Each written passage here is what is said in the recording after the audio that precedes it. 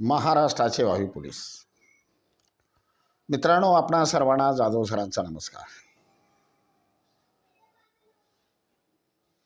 आपण आजचा जो व्हिडिओ पाहणार आहोत तो प्रजासत्ताक दिनाचा. मित्रांनो, आपल्याला आपल्या गावचा, तालुक्याचा, जिल्ह्याचा, राज्याचा आणि देशाचा राष्ट्राभिमान असलाच पाहिजे. परवा 4 दिवसानंतर 26 जानेवारीचा राष्ट्रीय सण येतोय. ह्या 26 जानेवारीच्या संदर्भामध्ये थोडीशी माहिती असावी. हा देश आमचा आहे. या देशामध्ये जे राष्ट्रीय सण साजरे केले जातात याचं नॉलेज आपल्याला असणं गरजेचं आहे. आणि म्हणून हा व्हिडिओ माहितीसाठी मी तुम्हाला सांगतो. या व्हिडिओमधले 5-7 प्रश्न असे आहेत की ते परीक्षेला 100% विचारले जाणार आणि त्यामुळे तो बारकाईने ऐकून तुम्ही लक्षात ठेवणं गरजेचं आहे. मित्रांनो, हे राष्ट्रीय सण साजरे केलेच पाहिजेत. राष्ट्राभिमान जागृत केलाच पाहिजे. आणि म्हणून हा व्हिडिओ आपण प्रजासत्ताक दिनाच्या निमित्तानं तुमच्यापर्यंत आणतो. मित्रांनो, आता एक दुसरी महत्त्वाची गोष्ट अशी आहे की आता सध्या मैदान चालू आहे. सर्वसाधारणपणे या महिन्याच्या 11-15 तारखेपासून मैदान चालू होण्याची शक्यता आहे. मैदानात तुम्ही भरपूर प्रॅक्टिस केलेला आहे. सकाळचं एक उदाहरण सांगतो. आज सकाळी मी माझ्या नातवाला शाळेतून आणायसाठी गाडीवर गेलो आणि जाताना एक मुलगी रस्त्याने पळत होती. तिला मी थांबवलं. बाळा, म्हटलं, तू पोलीस भरती करते का? तर म्हणली, हो सर. तिच्याशी मी बोललो, तिला माहिती सांगितली, माझ्या व्हिडिओच्या संदर्भात सुद्धा कल्पना दिली आणि तिला सांगितलं, बाळा, मैदान तर झालंच पाहिजे, पण सर्वसाधारण 70% मुलं लेखीमुळे नापास होतात. तिला ते पटलं. तिला आपले व्हिडिओ सांगितले. फार खुश झाली. जाताना माझं दर्शन घेतलं आणि जाईपर्यंत दिसेपर्यंत ती मला बाय बाय करत होती. मित्रांनो, ह्यामध्ये आनंद एकच आहे की एखाद्या मुलीला जर आपल्याकडे जे जे आहे ते सांगितलं, ती जर मुलगी पोलीस झाली तर त्या कुटुंबाचं कल्याण झालं. समाधान वाटलं मला. मित्रांनो, देणाऱ्यानं दे जावं, घेणाऱ्यानं घे जावं, हे असलं पाहिजे. पण आपण काय करतोय की दिलं तरी बाजूला ठेवतोय. हे बघा, घाळ बसू नका. तुमचा आळस तुमच्या अंगलट येईल. उद्या तुम्ही म्हणायला नको की मला सावधगिरी माहितीच नव्हती. लेखीचा प्रॉब्लेम होतोय. वेगवेगळे प्रश्न विचारले जात आहेत आणि त्यामुळं तुम्ही तयारी करणं गरजेचं आहे. मित्रांनो, ज्याला आपल्या कुटुंबाची काळजी आहे, ज्याला स्वतःच्या आईवडिलांची काळजी आहे,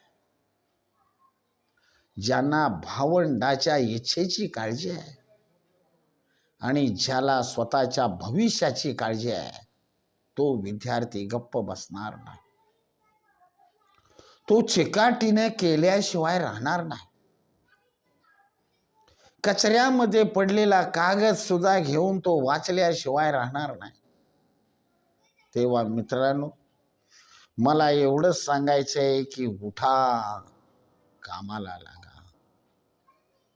बघा, अजून तुमच्या हातामध्ये वेळ आहे.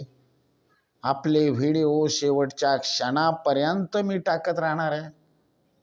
आता पुढचा व्हिडिओ आपण 2-4 व्हिडिओ टाकणार आहे, तो प्राचीन भारताचा इतिहास, की जी नावं तुमच्या लक्षात राहत नाही. जो प्राचीन भारताचा इतिहास विचारला जातो त्यावर मी 3-4 व्हिडिओ टाकणार आहे.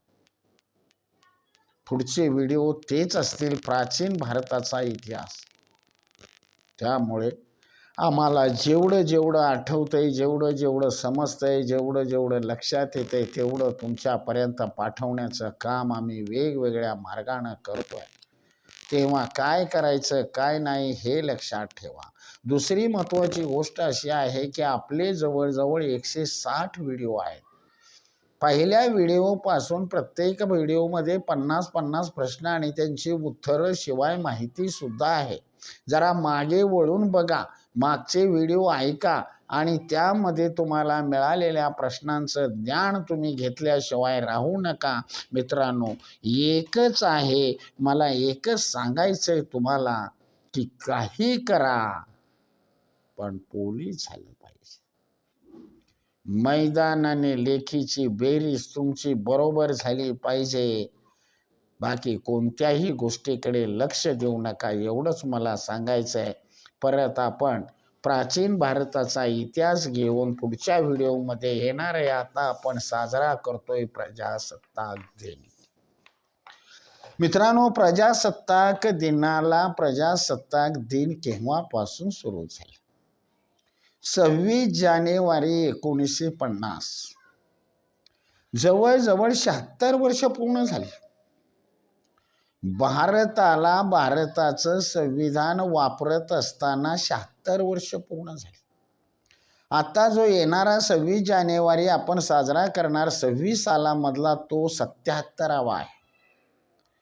आणि हा प्रजासत्ताक दिन का साजरा केला जातो याची सविस्तर कल्पना मी तुम्हाला देतोय. आता स्पीडनं बोलतोय, जरा लक्षात ठेवा. मित्रांनो, इसवी सन 1600 मध्ये ब्रिटिश ईस्ट इंडिया कंपनीची स्थापना करून 215 व्यापारी इंग्लंडची राणी एलिझाबेथ हिची परवानगी काढून ब्रिटिश ईस्ट इंडिया कंपनीची स्थापना करून भारतामध्ये व्यापारासाठी आले. इंग्लंडवरून इंग्रज आले, हॉलंडवरून डच आले, फ्रान्सवरून फ्रेंच आले, पोर्तुगालवरून पोर्तुगीज आले. सगळे व्यापाराच्या निमित्तानं आले. व्यापार करता करता राज्यकर्ते बनले. हातामध्ये तराजू घेऊन आलेले लोक त्या तराजू मोडून त्यांनी त्याची तलवार केली आणि भारतावर त्यांनी राज्य मिळवलं. 180 वर्षाच्या गुलामगिरीमध्ये भारताला खितपत ठेवलं. मित्रांनो, हे करत असताना अन्याय, अत्याचार, जुलूम, फोडानी छोडा नीतीचा अवलंब केला. फोडा आणि राज्य करा ही त्यांची वृत्ती होती. या कालावधीमध्ये आपण विरोध केला, उठाव केले. संताळांचा उठाव झाला, बिल्लांचा उठाव झाला, पाळेकरांचा उठाव झाला, उमाजी नायकाचं बंड झालं, गायकवाडांचा उठाव झाला. अनेक लोकांनी उठाव केले, पण इंग्रजांच्या सामर्थ्यापुढे काही टिकलं नाही. 1757च्या प्लासीच्या लढाईमध्ये इंग्रजांनी भारतामध्ये पाया रोवला गेला. तो 15 ऑगस्ट 1947 मध्ये इंग्रजांचं राज्य भारतावर होतं. हे घालवण्यासाठी अनेक लोकांनी प्रयत्न केले. क्रांतिकारकांनी प्रयत्न केले, भारतीय नेत्यांनी प्रयत्न केले, वेगवेगळ्या चळवळी निर्माण केल्या, इंग्रजांना जेरीस आणण्याचं काम केलं. सविनय कायदेभंग चळवळ 1930, असहकार चळवळ 1920, चले जाव चळवळ 1942, अनेक चळवळी केल्या. या इंग्रजांना भारतातून हाकलून दिलं पाहिजे. भारत हा आमचा देश आहे, आम्हाला मिळाला पाहिजे, बाकी आम्हाला काही नको. अशा पद्धतीनं भारतीयांनी, क्रांतिकारकांनी सगळ्यांनी कामं केली. समाज सुधारकांनी सुद्धा खूप प्रयत्न केले. महात्मा गांधी म्हणत होते ते चुकीचं नव्हतं. देशाला स्वातंत्र्य मिळवणं सोपं आहे, पण मिळालेलं स्वातंत्र्य टिकवणं अवघड आहे. अशा प्रकारे मित्रांनो, शेवटी इंग्रज झेरीस आले. सातत्य, चिकाटी, मेहनत, क्रांती, चळवळी या भारतीयांच्या अविश्रांत परिश्रमाला शेवटी यश मिळालं आणि 15 ऑगस्ट 1947 भारताला स्वातंत्र्य मिळालं. 3 जून 1947 लॉर्ड माउंटबॅटन योजना भारतात आली. या योजनेनुसार आपल्या भारतामध्ये हिंदुस्थानचे 2 भाग झाले. पाकिस्तान आणि भारत समान दर्जा असलेली 2 राष्ट्र निर्माण केली. भारत आणि पाकिस्तानच्या सीमा रॅडक्लिफ समितीने निश्चित केल्या. ज्यानं त्यानं आपापल्या देशाचा कारभार बघावा. इंग्रजांनी जाता जाता सांगितलेलं होतं की तुम्हाला आता स्वातंत्र्य मिळालेलं आहे, परंतु कोणत्या पद्धतीनं देशाचा कारभार करावा यासाठी तुम्ही 1935च्या सुधारणा कायद्याप्रमाणे सध्या तरी राज्यकारभार चालवा आणि तुमचं संविधान तयार झाल्यानंतर तुम्ही तुमच्या संविधानाप्रमाणे देशाचा कारभार चालवा असं इंग्रजांनी सांगितल्यामुळे भारत आणि पाकिस्तान दोन्ही देशामध्ये 1935च्या सुधारणा कायद्याप्रमाणे कारभार सुरू झाला. हे करत असताना भारताला स्वातंत्र्य देण्याच्या अगोदर 18 जुलै 1947 18 जुलै 1947 ब्रिटिश पार्लमेंटमध्ये कायदा करण्यात आला. भारताला स्वातंत्र्य देण्यासाठी ब्रिटिश पार्लमेंटमध्ये कायदा होणं गरजेचं आहे. आज इतके दिवस भारतावर इंग्रजांचं राज्य होतं, पण ब्रिटिश पार्लमेंटमध्ये ठरलं पाहिजे की भारताला स्वातंत्र्य द्यायला काही हरकत नाही. हा कायदा पास करण्यात आला 18 जुलै 1947 आणि नंतर मग 15 ऑगस्ट 1947 आपल्याला त्यांनी कायदा केला. भारताला स्वातंत्र्य मिळाले आणि आपल्या देशाचा कारभार सुरू झाला. आता हे सगळं करत असताना भारतीय राज्यघटनेतील कल्पना प्रथम एन रॉय यांनी सुचवली. भारतासाठी संविधान पाहिजे, भारतासाठी घटना पाहिजे आणि ही कल्पना एन रॉय यांनी सांगितलेली आहे. आणि बाळांनो, घटना समितीचे शिल्पकार होते एन रॉय. एन रॉय हे घटना समितीचे सल्लागार होते, कायदेशीर सल्लागार. आणि संकल्पना मांडली एन रॉय यांनी.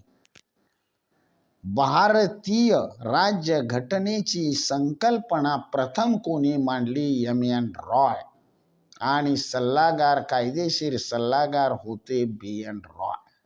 मित्रांनो, मसुदा समितीची स्थापना करण्यात आली 29 ऑगस्ट 1947 मसुदा समितीची स्थापना करण्यात आली.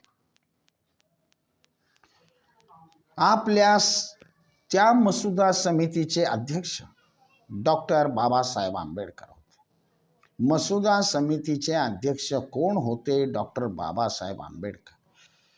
मसुदा समितीची स्थापना केव्हा झाली? 29 ऑगस्ट 1947. आपल्या भारताच्या संविधानाचं कामकाज किती चाललेलं, किती वर्ष चालू होतं? 2 वर्ष 11 महिने 18 दिवस हे कामकाज चालू होतं आणि संविधानाचं कामकाज 26 नोव्हेंबर 1929 पूर्ण होऊन संपूर्ण त्याची स्वीकृती करण्यात आली.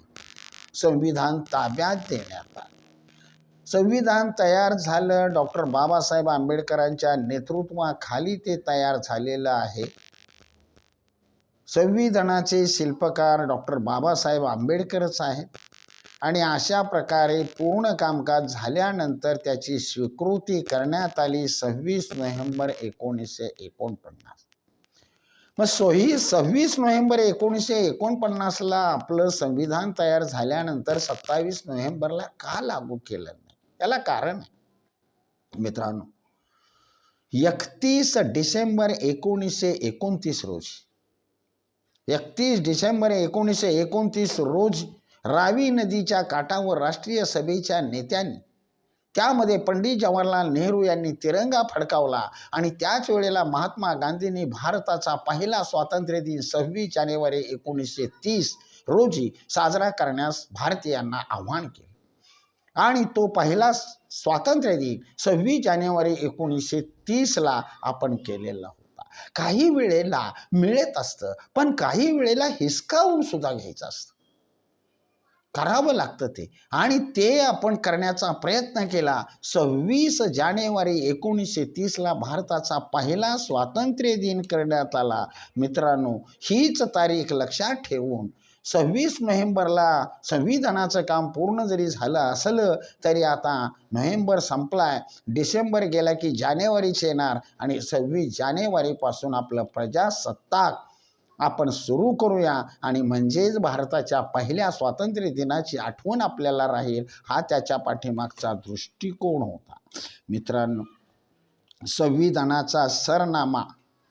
संविधानाचा सरनामा पंडित जवाहरलाल नेहरू यांनी तयार केलेला आहे. हा प्रश्न विचारला जातो. सरनामा कोणी तयार केला? पंडित नेहरू यांनी केलेला आहे. त्यानंतर भारतीय राज्यघटनेतील कल्याणकारी राज्याचा उल्लेख कशामध्ये आहे? मार्गदर्शक तत्वामध्ये आहे. ही मार्गदर्शक तत्वे कोणत्या देशामधून आपण घेतलेली आहेत हे सर्वांनी लक्षात ठेवा. मार्गदर्शक तत्वे आयर्लंड देशामधून आपण घेतलेली आहेत. आपल्या देशाचं संविधान तयार करत असताना जवळजवळ आपल्या तज्ज्ञ लोकांनी 60 देशाच्या संविधानाचा अभ्यास करून आपलं संविधान बनवलेलं. ज्याप्रमाणे अकबराने सर्व धर्माचा अभ्यास करून चांगली तत्व एकत्र करून दीन ई इलाही नावाचा नवीन त्यानं धर्म स्थापन केला, त्याप्रमाणे आपण सुद्धा 60 देशांच्या संविधानाचा अभ्यास करून आपण आपलं संविधान तयार केलेलं आहे. तर ही मार्गदर्शक तत्वे आपण आयर्लंड या देशामधून घेतलेली आहेत. त्यांची तत्वप्रणाली आपल्या संविधानामध्ये आपण इन्क्लुडिंग केलेली आहे, घेतलेली आहे. त्यानंतर घटना दुरुस्ती. आता संविधान काळ बदलतोय, काळाप्रमाणे काही गोष्टी बदलतात, पण कायद्याच्या चौकटीत राहून संविधानाच्या चौकटीमध्ये राहून घटना दुरुस्ती करता येते. आणि घटना दुरुस्ती हा जो घटक आहे तो आपण दक्षिण आफ्रिकेच्या संविधानामधून घेतलेला आहे. उदाहरणार्थ बघा, पहिलं मतदान मी वय माझं 21 वर्ष असताना केलेलं आहे.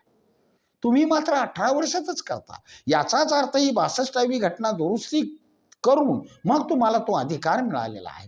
त्यामुळे मतदानाचा अधिकार विस्तृत झालेला आहे आणि म्हणून दक्षिण आफ्रिकेकडून घटना दुरुस्ती हा घटक आपण घेतलेला आहे. तुम्हाला कल्पना आहे, घटना दुरुस्ती करण्याचा अधिकार संसदेला आहे, कायदे करण्याचा अधिकार संसदेला आहे. त्यामुळं संसदेमध्ये विचार करूनच घटना दुरुस्ती केली जाते, हे सर्वांनी लक्षात ठेवा.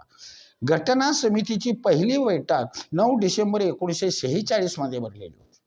9 डिसेंबर 1946ला घटना परिषदेची पहिली बैठक भरण्यात आलेली होती आणि त्या पद्धतीनं आपलं हे संविधान यामध्ये सगळ्या घटकांचा, सगळ्या लोकांचा विचार केलेला आहे, अंतर्भाव केलेला आहे. आज गोरगरीब असो, सामान्य जनता असो, मागासवर्गीय लोक असू द्या, अल्पसंख्याक लोक असू द्या, सर्वांसाठी या संविधानामध्ये तरतूद करण्यात आलेली आहे आणि त्याप्रमाणे आपल्या देशाचा कारभार चालतो. मित्रांनो, या संविधानाची जपणूक झाली पाहिजे, संविधान टिकलं पाहिजे. तुम्ही देशाचे भावी नागरिक आहात. तुमच्या काळामध्ये सुद्धा संविधानाला फार किंमत असली पाहिजे आणि या संविधानानुसार भारताचा कारभार चालला पाहिजे. ही जबाबदारी तुमची आहे. आपण फक्त आपल्या घरापुरते मर्यादित नाही, मगाशी सांगितल्याप्रमाणे आपल्या देशासाठी सुद्धा आपलं बलिदान असलं पाहिजे, देशासाठी सुद्धा सहभाग असला पाहिजे.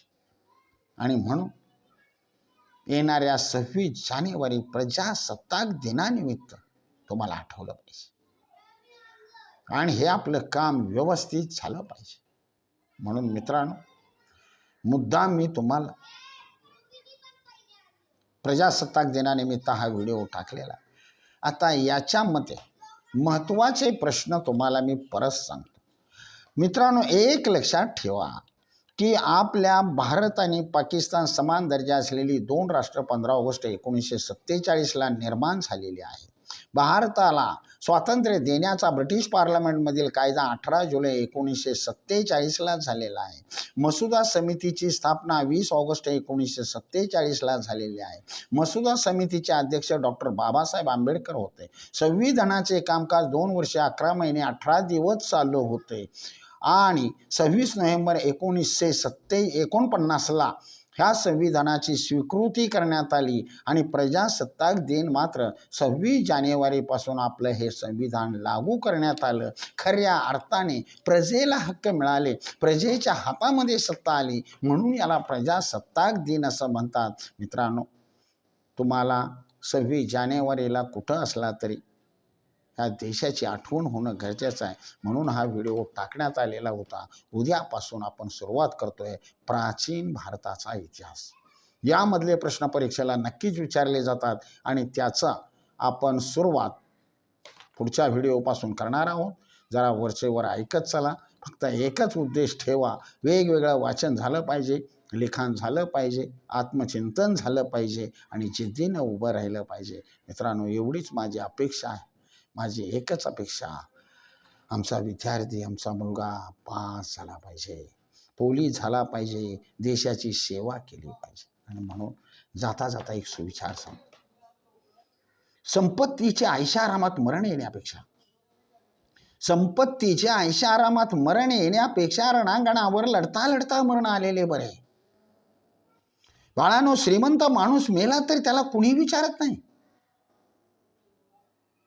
पण आमचा जवान, आमचा भारतातला जवान जर सीमेवर लढता लढता मरण पावला, सगळा देश हळहळतो.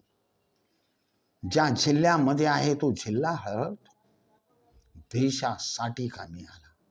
आणि म्हणून विदा सावरकर म्हणत होते, तुझसाठी जनन ते जनन, तुझसाठी जनन ते जनन, तुझं वीन जनन ते मरण. माते, भारत माते, जगलो तर तुझ्यासाठी. मित्रांनो, आता आपण थांबणार आहोत. जय हिंद, जय महाराष्ट्र.